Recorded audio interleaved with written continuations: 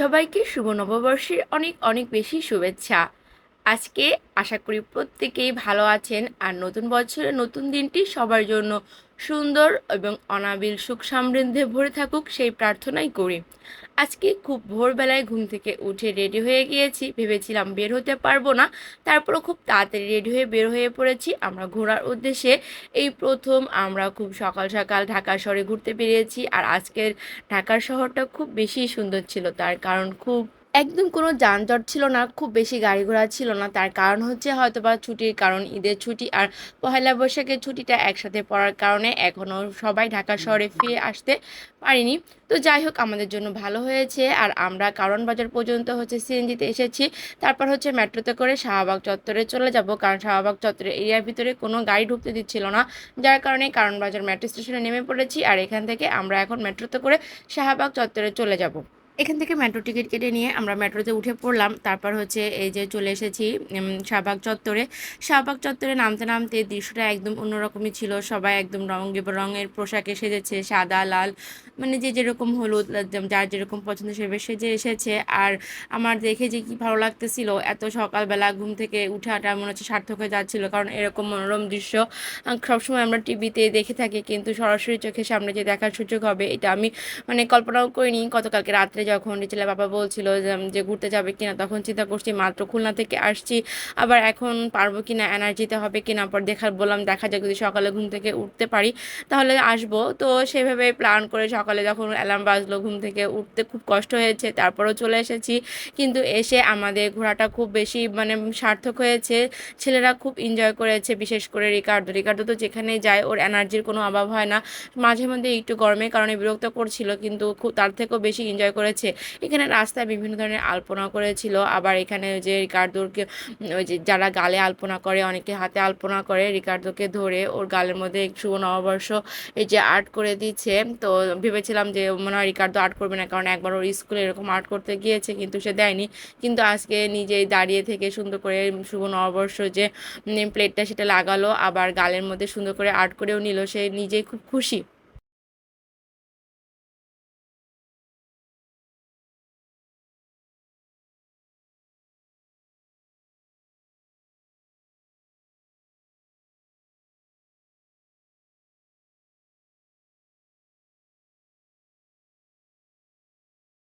আমাদের সবথেকে বেশি দেখার যে ইচ্ছাটা ছিল সেটা হচ্ছে এই র্যালিটা তো সব সময় টিভি চ্যানেলগুলোতে দেখে থাকি। আর রিচেলের বাবা বলছিল যদি র্যালিটা তোমরা সামনাসামনি দেখতে পারো আর র্যালিতে যদি অংশগ্রহণ করতে পারো তাহলে দেখবা খুব বেশি ভালো লাগে। তো সত্যি যখন এই র্যালির সামনে দাঁড়িয়েছিলাম, যে ভিতরে ঢুকবো, রেটে যখন আসতেছিল তখন অন্যরকম একটা ফিলিংসও ছিল, এটা বোঝাতে পারবো না। রিকার্ডো সবাই সহ আমরা কিছু সময় এই র্যালির ভিতরে ছিলাম।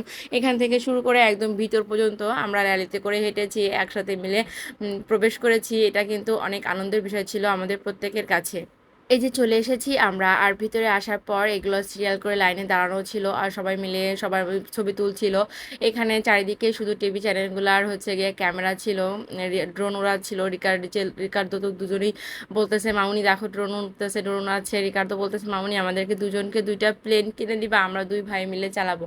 মানে ও তো আর বুঝতেছে না এখানে কি হচ্ছে, মানে ড্রোন দ্বারা তারা যে ক্যামেরা ভিডিও করতেছে বিভিন্ন টিভি চ্যানেলগুলা, সেটা তার কাছে বোঝার উপায় ছিল না। তারপরেও এই গরমের ভিতরে সুন্দরভাবে ফ্যামিলি সহ ঘুরেছি। আর সব থেকে বড় কথা, রিচেলের পাপা সবসময় এই পহেলা বৈশাখে আমাদের সঙ্গে থাকে না, যদিও থাকে এরকমভাবে কখনোই বের হওয়া হয়নি। এই প্রথম আমার বিয়ের লাইফে আমরা একসঙ্গে এই যে শাহবাগ চত্বর, রমনা বটমূল পার্ক, আশেপাশে চারুকালু সব কিছু ঘুরেছি ফিরেছি, নিজেদের আনন্দটা উপভোগ করেছি, এটাই অনেক বেশি পাওয়া ছিল। তো এখান থেকে ঘুরে বের হয়ে আমরা সামনে আরও আশেপাশে যে রমনা বটমূলের ভিতরে প্রোগ্রাম হচ্ছিল, আশেপাশে প্রোগ্রাম হচ্ছিল, সেখানে একটু বসে সময় কাটিয়ে তারপরে একটু ফুচকা ঝালমুড়ি এগুলো খেয়ে বাসায় চলে যাব। এই যে এখন বেশ বেলা হয়ে গিয়েছে, আর বেলা হওয়ার সঙ্গে সঙ্গে যেহেতু একটু রোদের তাপটা একটু তীব্র হচ্ছিল, যার কারণে রিকার্ডো একটু বিরক্ত করতেছিল। এই যে তারা দুই ভাই কিন্তু টায়ার্ড হয়ে গেছে, বলছিল মামুনি আমাদের ক্ষুধা লেগে গেছে, যেহেতু আমরা খাওয়া দাওয়া করে বের হইনি। রিকার্ডোকে সামান্য একটু কনফ্লেক্স খাওয়াই নিয়ে বের হয়েছিলাম। পরে এই যে রিচেলকে ঝালমুড়ি কিনে দিলাম, সে ঝালমুড়ি খাবে, আর দাদার ঝালমুড়ি খাওয়া দেখে রিকার্দো বলতেছে মামুনি আমি মুড়ি খাবো। পরে ওকে শুধু মুড়ি কিনে দেওয়া হলো। ও হচ্ছে শুধু মুড়ি খেয়ে পরে একটু পানি খেয়ে আবার এনার্জি নিয়ে সে তার আবার দৌড়াদৌড়ি ছোটাছুটি শুরু করে দিয়েছে। আমার ছোট ছেলেটা ঈশ্বরের আশীর্বাদে বেশ ভালো। ওর মানে কোনো ক্লান্তি বা সেরকমভাবে সে বোধ করে না, বিরক্তও করে না।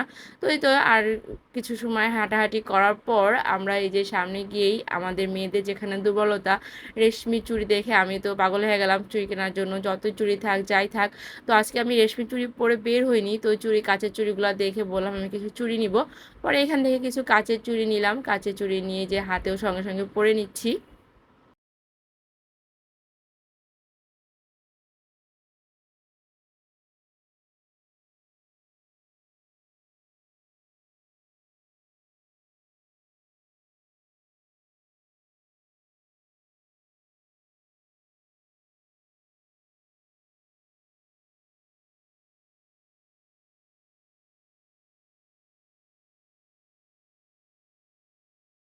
আমাদের ঘোরাঘুরি এখানেই শেষ। আমরা এখন বাসায় চলে যাব। এই যে মেট্রো স্টেশনে চলে এসেছি, মেট্রোতে করে আমরা চলে যাব।